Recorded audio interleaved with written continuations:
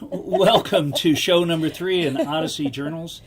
Randall Carlisle, I'm Trip Mitchell, and Beverly's our guest today. And Randall, tell me about Beverly and how you met her. I work at Odyssey House, and I was doing something else, and she's one of our clients, and she just came up and started talking to me out of the clear blue and started telling me her story, and it touched my heart because it's a story of courage and determination. And when I found out we'd have a platform like this for her to tell her story, because it takes a while to tell, she has a long story. Yeah, I instantly thought of her because she speaks well. She's just she's a perfect example of what can happen at Odyssey House when somebody decides to turn their life around, and that's what she's doing right now. So Beverly, you're going to tell us your story in a sec. But you've had some real challenges in your life. Yes, I have. Do you feel confident that without drugs or alcohol in your life, that things would be tremendously different? They would have been tremendously different, but I wouldn't turn back and change anything because I'm the person that I am today. I've gone through a lot of trials and tribulations, a lot of hurt, pain, sorrow. But it's... yeah, I probably wouldn't be sitting in the position I'm in if I wouldn't have ever done drugs. I wouldn't be here on ankle monitor facing 5 years in prison if I would have never done drugs because I needed to get high that bad. My need for drugs was to that point. And it was all consuming the most important thing in your life? Yes. So tell our viewers who might never have been around anyone into drugs or alcohol what that drive and what that need is like. Can you articulate that? It is. My need for drugs was to the point where I would do anything and everything I had to do to get high. To get my whiskey, I would beat people up. I was to the point where I would hurt people. I'm not the person I am today because of drugs. I've robbed, stole, I've had sex. I've done a lot of things detrimental to my sanity because of drugs. And yeah. How does alcohol tie into that? Was that It was a major part. If I went to probably been drinking, I probably wouldn't have started doing the meth because I was such an alcoholic. I ride a Harley and I rode with a fifth of whiskey in my bra with a Slurpee straw everywhere I went, every day. I drank 7 to 9 fifths a week, more when I was out and about at the bars.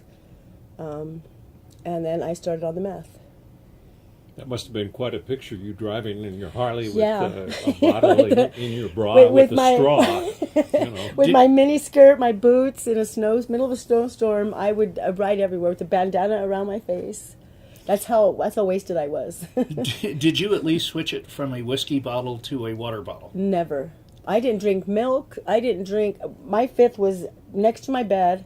When I finally did go to sleep, the first thing I woke up to was a fifth of whiskey, and I could slam it. I have 15 grandkids, and my grandkids would not drink anything in my house. That's how bad I drank. I was gone. My grandkids would come over, and they wouldn't even pick up a soda. They wouldn't, if there was anything laying around, they would not drink anything. Or they smelt it. They wouldn't drink anything. And I drank straight out of the bottle. I didn't even, no ice. Mixed drinks, no soda, no nothing. Straight 100 proof whiskey every single day. So the DABC must have loved you. Yeah. She put a lot of money into our state coffers for her education and the school lunch fund. Yeah.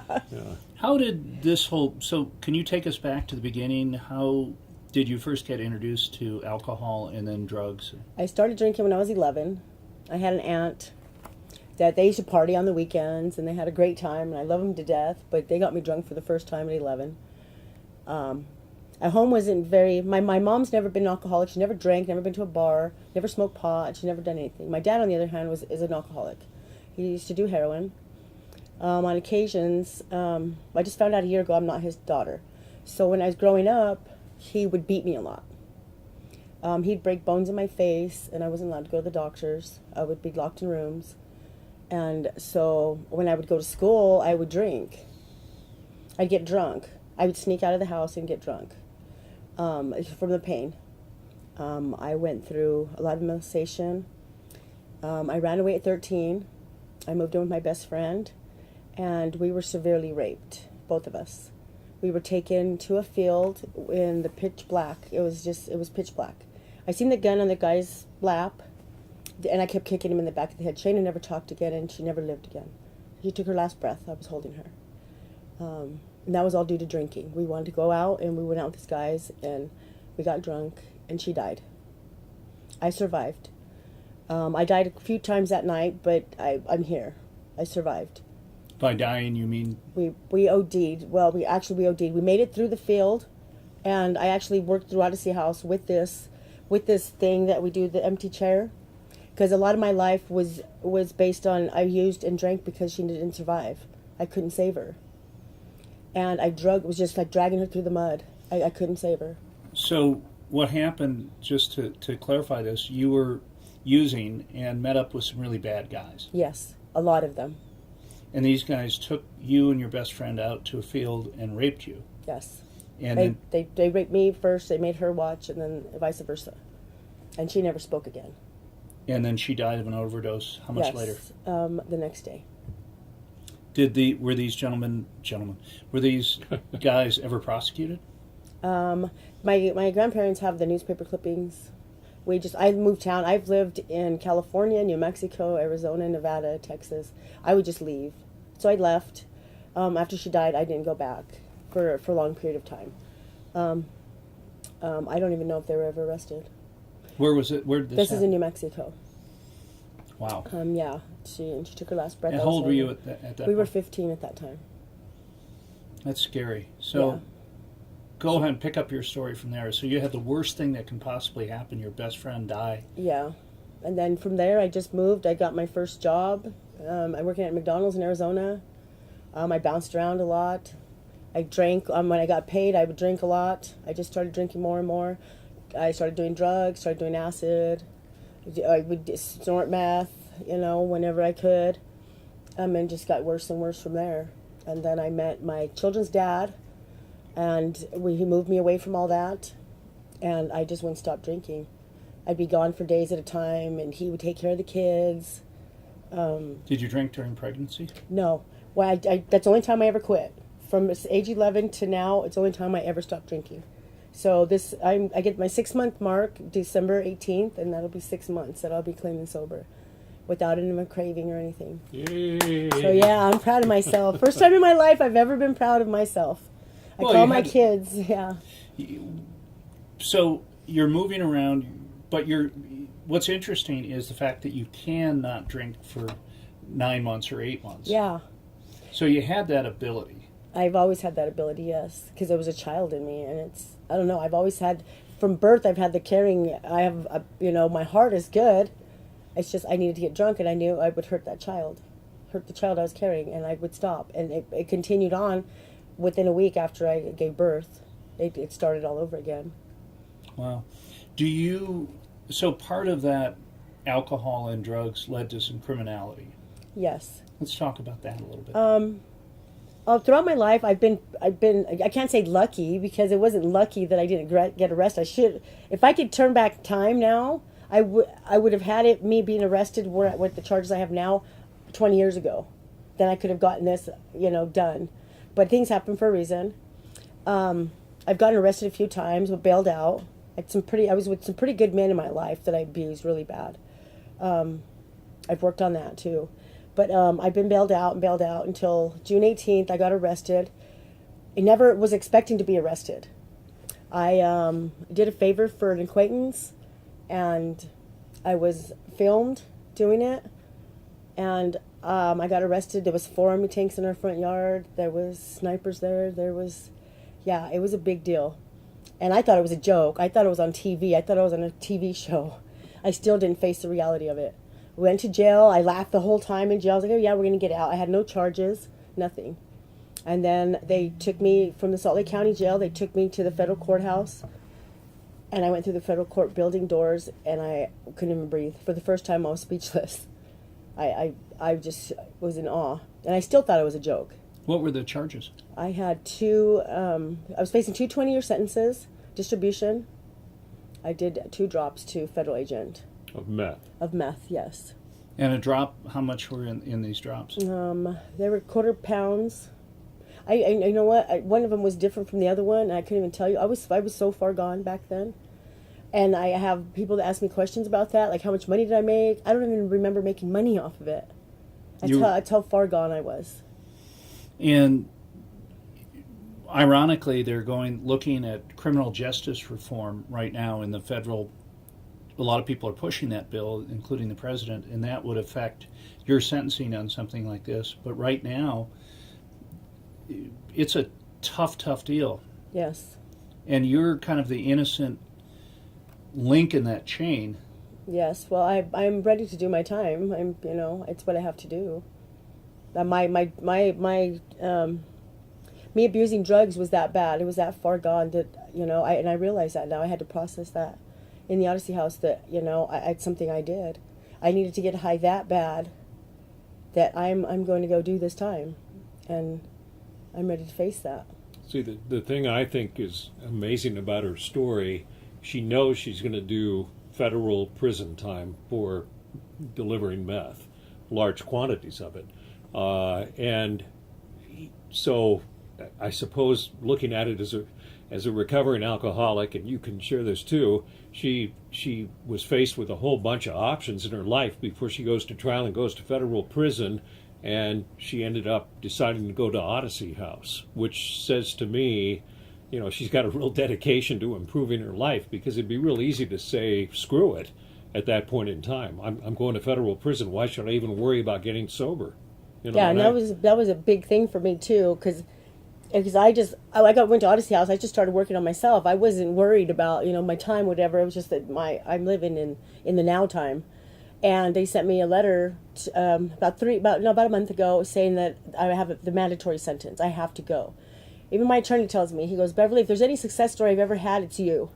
From when I met you to now, you've come a million miles. But unfortunately, this is what has to happen.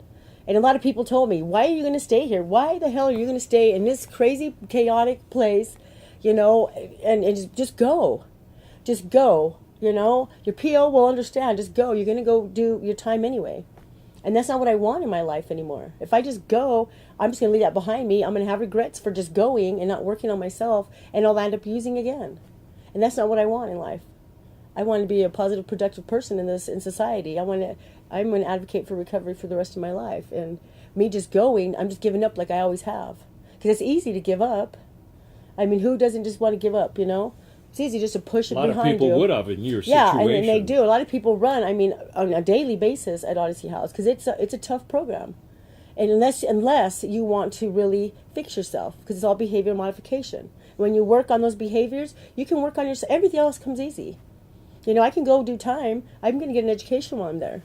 So God had to put me in a place where He had me stuck for enough time to have dry time, to be there long enough to be sober enough to make these decisions. Because if I would have got out a week later, a month later, I would have went right back to the same crap I was doing. Because my mind wouldn't have been right. So God said, hey, you are an important person in this world. We need you. I want to be the change I want to see in this world. So it's taken some big things, in order for my life to become what I want it to become. And I'm grateful for that, Through all the pain and sorrow I've had and the people I've lost, it's okay. It's made me, because I'm a positive person. I told Sabrina, I spread the positivity everywhere I go.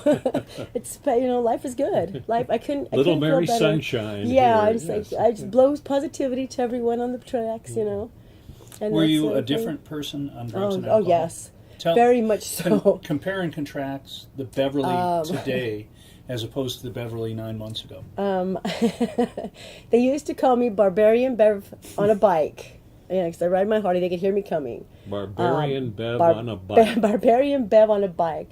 I carried a bat with me at all times. I would knock a guy out. I would knock a guy out in 2.2 seconds.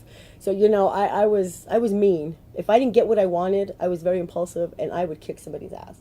I would fight. Now I'm Barbarian Bev with a Bible. So, it's a lot better gas mileage. Yeah, a lot better gas mileage. Easier to ride during the winter. Yes. Yeah, yes. I wouldn't even dare do it now. How I survived that, I don't know. I would ride in a snowstorm and they'd be like, damn it, you put more, With the miles bottle. with the bottle in my bra, with the Slurpee straw, always a Slurpee straw. And I would drink it just like this, riding my bike everywhere. To sidetrack for a second, did you ever get pulled over that way? No.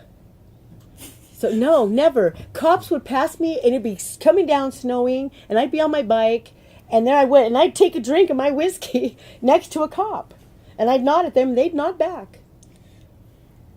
I don't know how I never killed myself or anybody else. Thank God I never did. To have to face that would be, detrimental. It'd be horrifying. But I'm surprised that I never did. Sliding in the snow everywhere. In a miniskirt, with boots on, and a bandana on my face, with a bottle. And it paints quite a picture, doesn't it? it does. And now, you see that a lot in Salt Lake. There are hundreds, if not thousands, of women riding miniskirts, drinking booze, and sure. a motorcycle during the winter. I mean, It wasn't like she was standing out of it. Yeah, exactly. That is truly amazing from law enforcement's perspective. Never, And I just never the got idea of a pulled woman over. wearing a miniskirt in the winter riding a bike would think When it's that snowing. maybe there's not a lot of sobriety involved. Yeah, that's true. That's true. Beet red, my legs would be beet red, and I'd ride all over the place. Ironically, the gentlemen and women who pull you over are motorcycle cops. That's what their function is, and they're not crazy enough to ride during the winter. So you're right. You beat that one there. So there's a tremendous difference in the Beverly from 9 months ago. What would you tell people who are watching who have a loved one who's going through a drug or an alcohol addiction? Why should they continue to show love? Why should they try to support them and help them get to the point where you are now? Just never give up on them. I mean, there's something behavioral going on inside, and sometimes, because I wouldn't listen. I've had lots of loved ones try to help me, and I would not listen. I just wouldn't. I know what I'm doing. I know what I want, and I'm grown, and but just don't give up on them, because I don't think there's nothing you can actually tell somebody that's going to want them to change. They need to want to change themselves.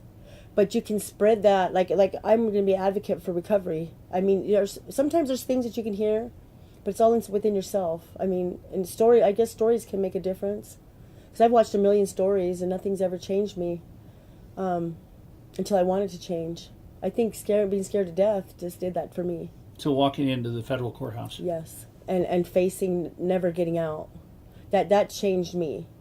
And it doesn't change some people. We have federal people all the time that just don't want, they don't want that. I really can't, I don't know how to answer that, I don't know what to tell people, because I'm going to go on the streets. When I get out of prison, I'll be on the streets helping people. And I feel like, well, if you tell one person, they can spread it to another person, It's all just in the individual. Just don't give up on your family members. Don't give up on the people out there. Anybody, even a stranger. Because I'm the type of person, when I'm walking down the street, if somebody has their head hung low, I'll make sure that they look at me and I say, hi, how you doing? Life is good. Just let them know life is good. Life is great. Smile. When people smile, it changes a lot of energy in the room. So, when people see somebody smiling, and I'm scarred everywhere. Some people look at me when I'm smiling, and I've stabbed myself probably about 18 times. I'm scarred. I'm completely scarred. You've tried to kill yourself? Oh yeah, I would get so mad on my drug use. I would stab myself over and over. My legs are covered in scars. I slit my own throat. I have scars across my throat here, all back here. Back here, I have 18 stab marks all through my arms. Yeah, I have holes everywhere on my legs. I've cut all my arms up. Yeah, I've got chunks missing. That's how bad I was using and drinking. You just wanted to end the pain. It wasn't even wanting to end it. I would just get pissed off if I didn't get my way. That's how numb I was. That's how numb my brain was. I would tell people they were stupid and stab myself as I was doing it, Intriguing approach. Well, yeah. And she said she was being selfish, I guess, at I was the time. very selfish. And I think all of us as in recovery admit that while we were doing whatever it is we were doing was totally selfish. I was, that's why I went through 4 wives, because what mattered to me was drinking.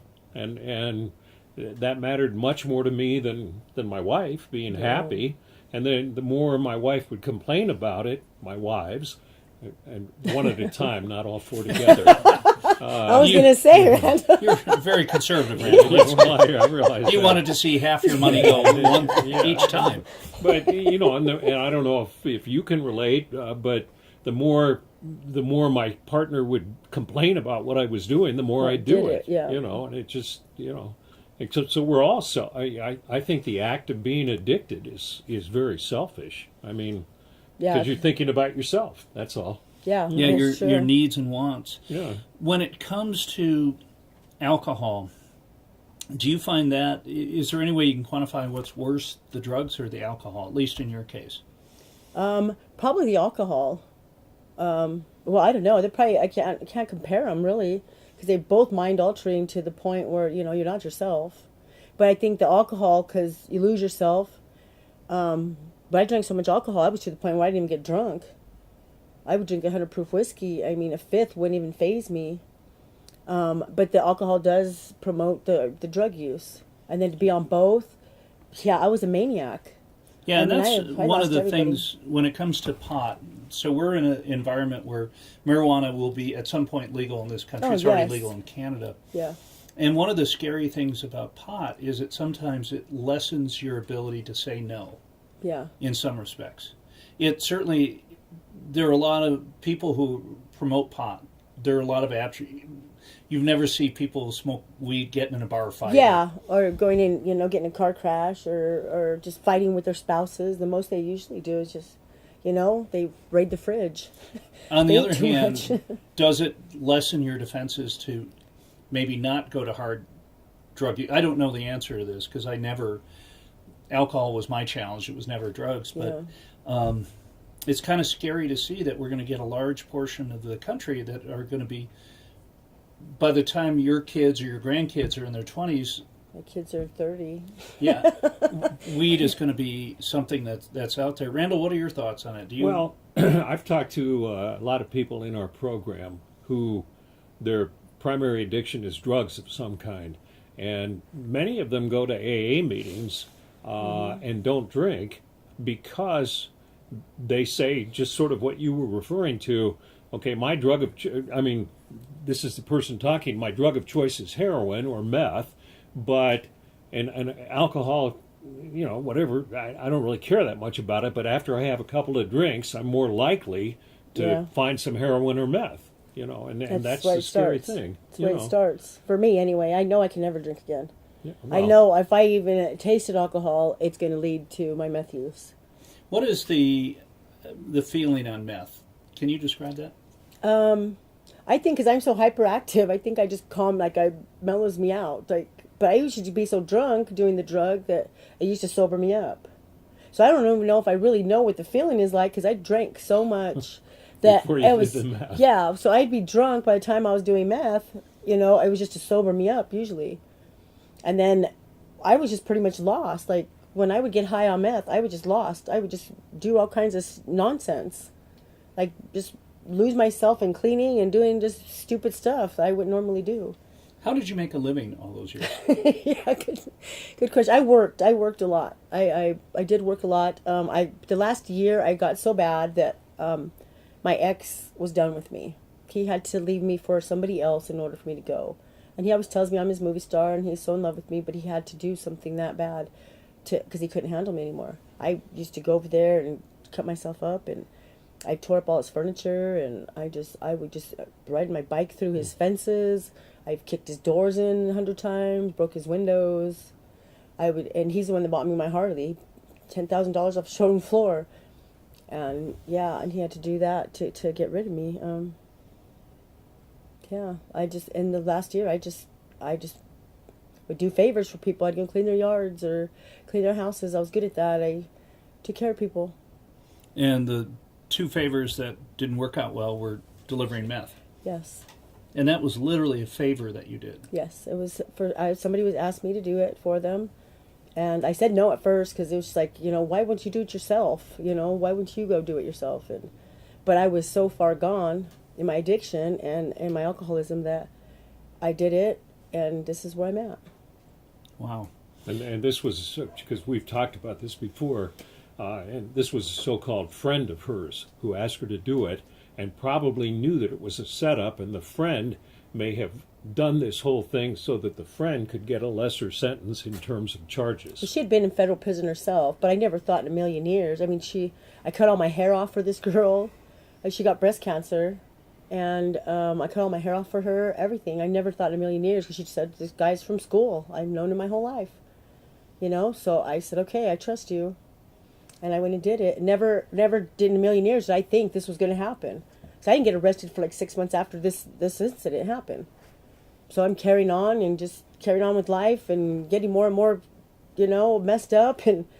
And I just, yeah, my life More than was not likely, at good. that point, the feds were monitoring your communication. Of course they were. They were building a case, you know. Well, yeah, that's what we're working on now, because, yeah. So So tell me what it was like when you first walked into Odyssey House. Oh, my God. because these guys, I took him through the adult house where you are right now. Yeah. And they both observed. I describe it every time I take an outsider, and it's organized chaos. Yeah. But When I walked through the doors, I just got out of jail. I went from jail to the federal courthouse. They put an ankle monitor on me, and then I went straight there. I sat there, and I was like, oh, my God. I was like, that's how far gone I was. This is how, I was so bad in my drug use. This is where I'm sitting now. And this is what I have to do. Back now I say I get to do this. I don't have to do this. Back then I was like, oh my God, I have to do this. I'm going to go back to jail. And I didn't want to go back to jail. It was chaotic. People were running back and forth. And I was like, oh my God, I'm not going to make it through this.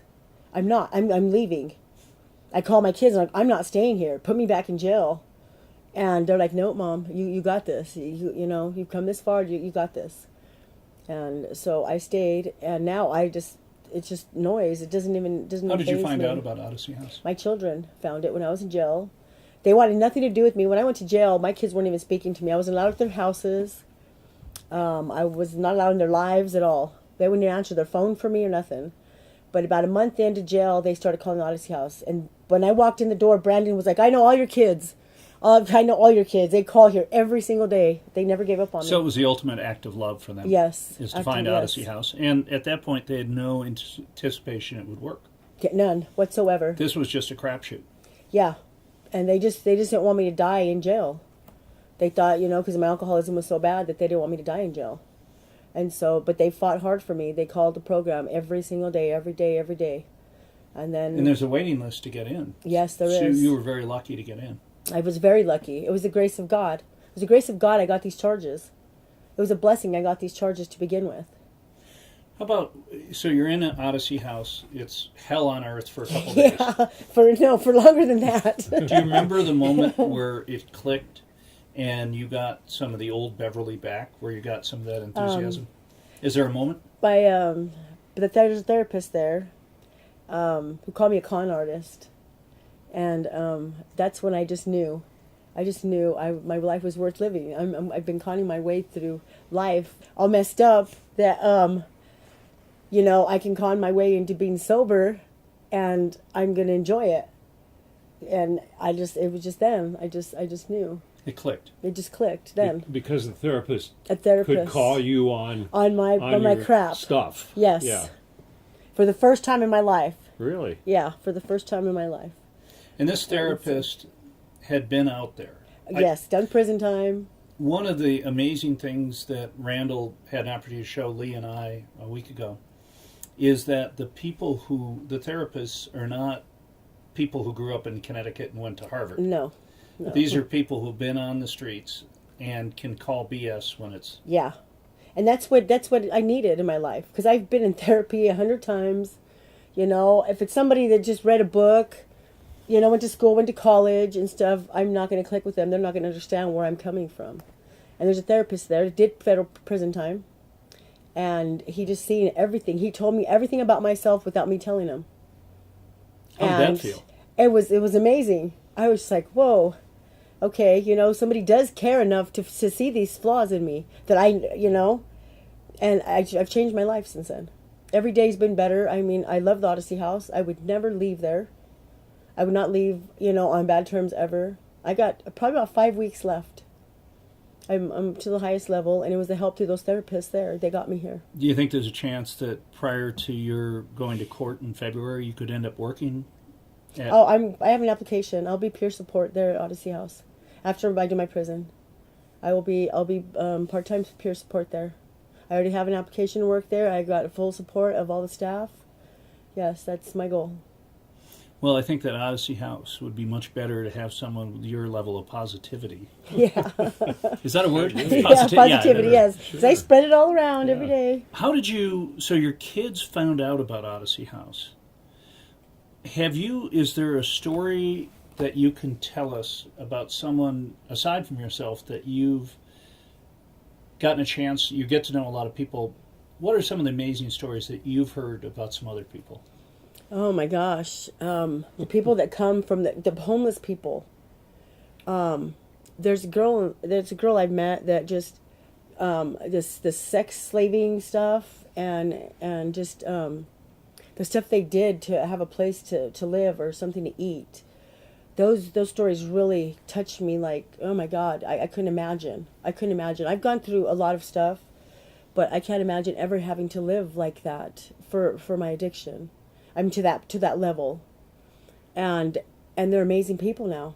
I mean, she's come so far, and I'm so intrigued with her by her waking up every morning, and functioning, and not being scared anymore, and that amazes me. I love to watch the growth there.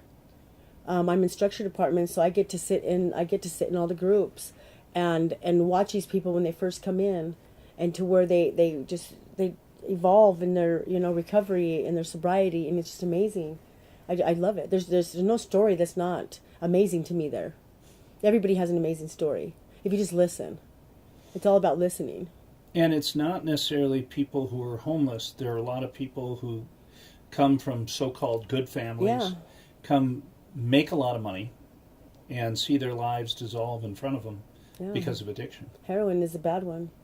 Heroin, I've seen people that were, they had it all. They had their big houses and lived with, their families went to church every Sunday, and they were in the Mormon, church, and everything was great, and they were married and had, their children there, and, did all the right stuff, and then all of a sudden tried heroin and lost it all, lost everything. Why do people try heroin? I don't know, because that's one thing I've never tried. My dad was a heroin addict, so... because my addiction was so bad, and I had it several times. I just never would do it. I put it in my head. I'm amazed you didn't, because you would do anything, right? Yeah, I would do. I mean, I've done acid, I've done everything else except for heroin. It was probably because my dad was a heroin addict. Just the same reason I don't make tortillas. Because my dad said all women were good for was making tortillas, and I'll be damned if I'm going to make a tortilla. As well you shouldn't. Plus they're $1 in the store, so let's not get into practical issues. When you talk to people who've had it all, how jarring a situation is that for them to have had the heights and to be down at the bottom? Is there a couple stories that you can relate to there, how people turn themselves around? I don't know. I have a hard time with that, because I think the people that have had it all, they're still like struggling because they don't not understanding where they came from. Sometimes, a lot of times, that when people, I don't know how to explain it. The people that I know that've had it all, they're having a tough time, like struggling to realize that they're where they're at. Because sometimes money, because they've had money in their lives, they think money's going to come back in their lives and it's just going to fix everything. To where when you've had real struggle, I mean, everybody has a real struggle, but the hardships. You can't buy your way out of addiction. You can't buy your way out of addiction, no. And Randall, you and I talk about some of the treatment centers that are gilded. They're $60,000 a month, and you have massages and and private chefs. And what would that have done to you? Oh, if no. you'd have gone into a place like that for 30 days only, because that's all the insurance will cover. I would be an addict the rest of my life. Yeah. I would be an addict the rest of my entire life. You have to go through a hard program. I still maintain you have to go through a hard program. And it doesn't necessarily have to be Odyssey, but a hard program like Odyssey. With real people. Yes. Yeah. Because, I mean, if I was to go to them classy places, I would have skated my way right through that thing. You I would would have conned your way through. I would have manipulated the therapists there that were book smart. I would have manipulated them. I would have got my massages, been all fancy free, and I would have went out and used again. I wouldn't have never gotten myself where I am now. And I will stay sober because I will never go back to a place like this again, ever. I will never put myself back in a place like that because I'm worth more than what I've given myself a chance to be. And I told you she had an incredible story. and Yeah, I- I'm still picturing.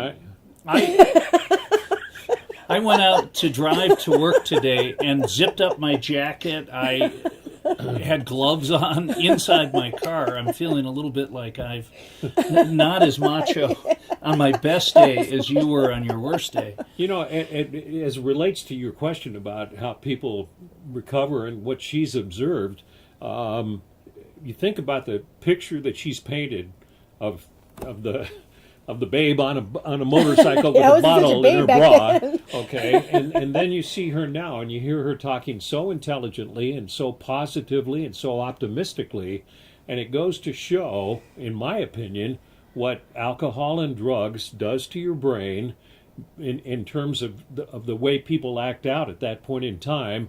And it really is not a true indication of who they are, because I Yeah. think this is truly who she is, and people never got a chance to see that while she was high all the time. You yeah, know? no one I mean, got don't you chance. love this? Yeah, I mean, I wouldn't have mind seeing that once on a motorcycle, but I think somebody has it on film. I just would not like to see that person behind me. Yeah, exactly. I'd like to see them passing me. but I mean, she's a wonderful person now. She's a great gift to humanity. And if some of our viewers happen to be religious, testimony to virtually every religion is you never give up on people. Right. That the most important thing is human life. Whether you're Jewish, Muslim, Christian, whatever, a human life is something you don't want to ever waste. No. And when you look at a program like Odyssey House, your job, and Randall, you're part of it as part of the team there, is to make sure that no life is wasted. Right, and a lot of lives turn around like Beverly's, but like she said in the very beginning, even though you need to love somebody in your family and offer them support and help all you can, if somebody doesn't want help, Odyssey's not going to work. The Rich program for $60,000 a That's month right. isn't going to work. Nothing's going to, nothing is going to work until you right. want to change. That's right. And whatever forces that change, and sometimes the ACLU cries out about some of the arrests down on Rio Grande and everything, but what that's done is force some people into drug court, which forced them into treatment, which then has resulted in a large turnaround in their lives.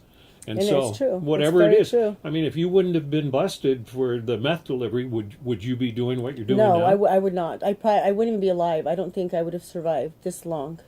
I wouldn't have. And so it's a blessing that I did get arrested. It's a blessing I was charged with what I was charged with. It was a blessing that I was, my OPO didn't give up on me, because if I Yeah. would have been off probation, I wouldn't have got these charges. So yeah, it was a blessing, because God needed to keep me still long enough to let me know how important I was in order to be important in this world. And without these charges, I would have never done this, ever.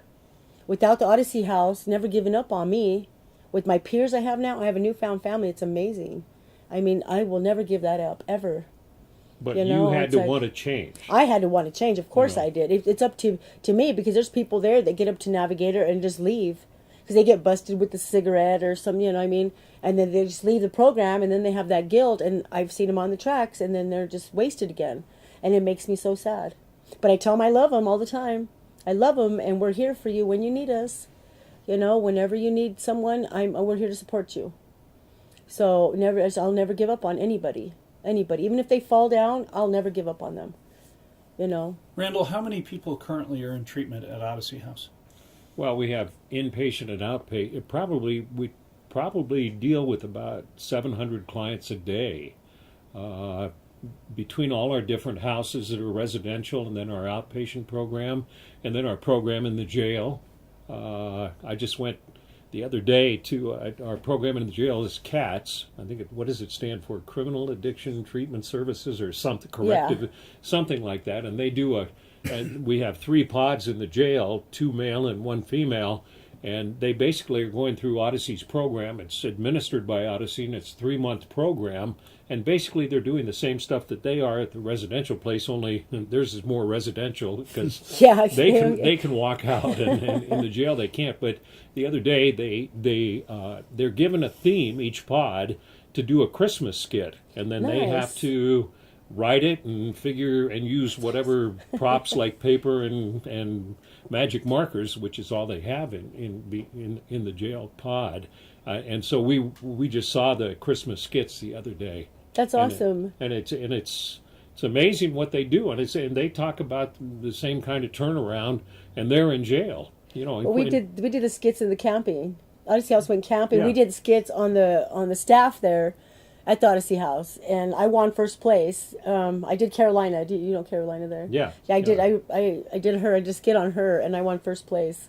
So yeah, that's awesome to do that. It was so fun. I've done so many things in the Odyssey House that I never thought I would ever do. I mean, they went camping for what, 4 days, 5 A days? week. I didn't get to stay. Up in the mountains. I think where was it? It was in Pine View, up by it Ogden. was up in the there. Ogden Valley. Yeah, in a beautiful they got place. to stay a week. I didn't get to stay the night. Okay. I had to be transported back and forth because Okay. my judge wouldn't let me. But So part of the thing that it sounds like creativity is one of the things that opens up without drugs Yeah. or alcohol. yes, a lot of that. The colors that are outside are amazing. I never knew this world was so colorful ever. 49 years old, and I never realized how colorful the world really is. The leaves, the rocks, the buildings down here, because we walk a lot. We have to take tracks, and I never thought I'd ride a tracks or a bus, because I rode my bike across the street to buy cigarettes. You know, I never walked anywhere, but just the amazing buildings there is. I mean, the people. There's some amazing people. I talk to everybody wherever I go, on the tracks, walking down the street, everywhere. I always pick up conversations with everybody, and just life is just good. Life is amazing, and where I never left the house unless it was to go to the bar. You know, I never did anything. I never answered the door for anybody. I didn't even answer my phone. My kids quit calling me because I wouldn't even answer the phone anymore. I was just so messed up.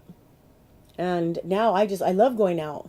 I love going out just to go for a walk around the block, just to see how many people I just say good morning to.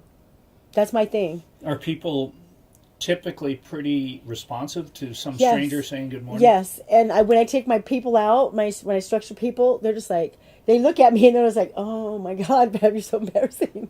Because if I see people like on the tracks and they're just like slapped down, and I'm like, I'm going to spread the positivity, and I blow them some wishful fairy dust, and I bring them up. You know, life is too happy to be sad. There's always something we can do to help somebody, you know, regardless of what it is. Well, Beverly, your story is inspiring, kind of amazing, and we wish you all the luck Thank you. in the world. But it sounds like when your kids showed that persistence that they got from you Yes. to get you into Odyssey House, those were the most important phone calls ever in your life. Ever in my life. If it wasn't for my kids, I would not be where I am right now. I'd still be sitting in the Weber County Jail. And Randall, in your situation, going from TV to working at Odyssey House, it's Obviously, if anybody watching could hear that a place that they work at produces something like this, I mean, it's total inspiration, and it's total, you know, it makes you feel so good about where you work. hard. Because We went down to visit you on a Yeah. Monday, and most people Monday is blah, and we're walking into all the campuses, all the buildings, Yeah. and that joy of seeing colors. Oh, I know. I mean, she is an inspiration, I think, you know, and I go to work every day, you know, and like I say, we have a lot of failures too. You know, we'll readily admit that. You've seen a lot of Yes, people on walk a out. We're not a daily. lockdown facility. She could have walked out anytime she wanted. Instead, she stuck it out, and she can tell her story like this. And I didn't handpick her to bring her out here. She came up to me and just started talking to me, and I thought, wow, what a charming person with quite a story to tell. And there's so many. You ask her about stories at Odyssey. There are so many stories. Yeah. That's why she's probably thinking. I mean, you know, she thought of one that she, in particular, but I swear to God, if I could take you in any Odyssey facility and you could just point to somebody and say, are you willing to talk to me and tell me your story?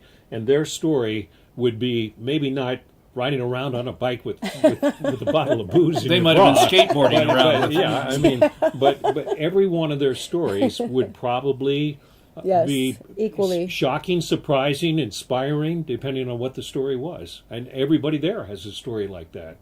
So, I mean, think about working in a place like that, Yeah. where you hear stories like that all the time and you see success like that. I mean, it's the best job I ever had. And that's the best part of it, is watching people grow. I mean, it's like having a newborn baby and watching them just grow. That's how I feel like when I have hard days there, when I just don't want to be there sometimes. You know, sometimes like, oh God, I'm too old for this.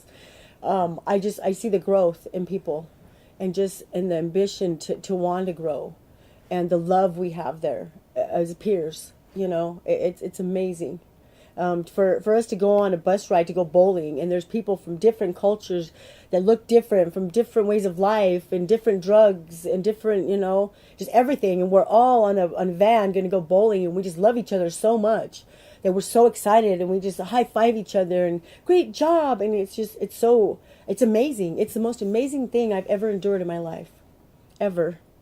And it sounds so counterintuitive that you wish you would have gotten arrested 20 years ago. Yes, yes. Then she wouldn't be one of the oldest yeah. people at the Yeah, Odyssey residence. I am the second oldest person there.